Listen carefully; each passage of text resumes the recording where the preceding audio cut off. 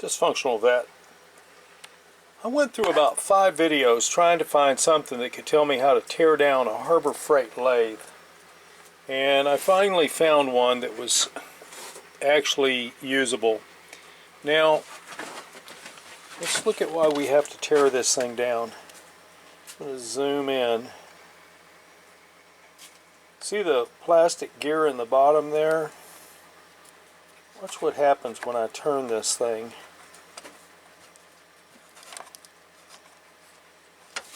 That gear on the bottom is broken.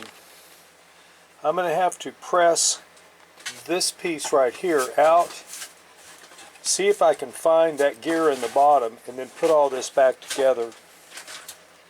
For right now, I'm leaving everything put together until I find that piece down there if I can. Now I have several different options for finding it. One of the options I have is a little machine shop. I also have Harbor Freight. My entourage is coming in to visit with me, and there's going to be quite a mess because these shepherds are huge and the space is compact. So I have several options for this.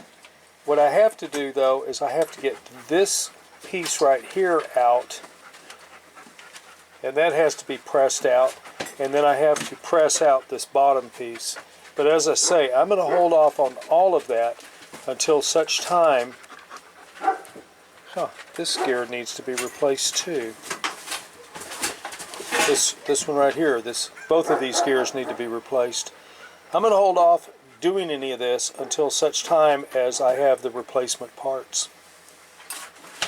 To get this out was a major hassle. I had to pretty much disassemble the whole thing because everything is in the way of everything. But with that said, dysfunctional vet out.